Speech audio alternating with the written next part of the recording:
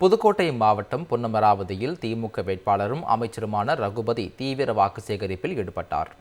புதுக்கோட்டை மாவட்டம் பொன்னமராவதி தெற்கு ஒன்றியம் பகுதியில் உள்ள வாரப்பட்டு, திருக்களம்பூர், கருப்புக்குடிப்பட்டி, ஊத்துக்குழி, கொல்லுப்பட்டு உள்ளிட்ட கிராம பகுதிகளில் திமுக வேட்பாளர் ரகுபதி உதயசூரியன் சின்னத்திற்கு வாக்கு சேகரித்தார்.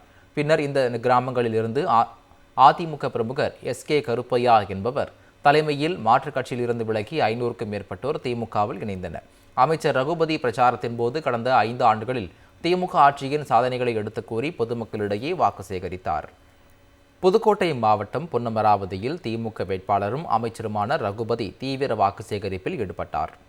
புதுக்கோட்டை மாவட்டம் பொன்னமராவதி தெற்கு ஒன்றியம் பகுதியில் உள்ள வாரப்பட்டு, திருக்களம்பூர், கருப்புக்குடிப்பட்டி, ஊத்துக்குழி, கொல்லுப்பட்டு உள்ளிட்ட கிராம பகுதிகளில் திமுக வேட்பாளர் ரகுபதி உதயசூரியன் சின்னத்திற்கு வாக்கு சேகரித்தார். பின்னர் இந்த கிராமங்களில் இருந்து அதிமுக பிரமுகர் எஸ்.கே. கருப்பையா என்பவர் தலைமையில் மாற்றுக் கட்சியில் இருந்து விலகி 500க்கும் மேற்பட்டோர் திமுகவில் இணைந்தனர். அமைச்சர் ரகுபதி பிரச்சாரத்தின் போது கடந்த 5 ஆண்டுகளில் திமுக ஆட்சியின் சாதனைகளை எடுத்துக் கூறி பொதுமக்களிடையே வாக்கு சேகரித்தார். புதுக்கோட்டை மாவட்டம் பொன்னமராவதியில் திமுக வேட்பாளரும் அமைச்சருமான ரகுபதி தீவிர வாக்கு சேகரிப்பில் ஈடுபட்டார்.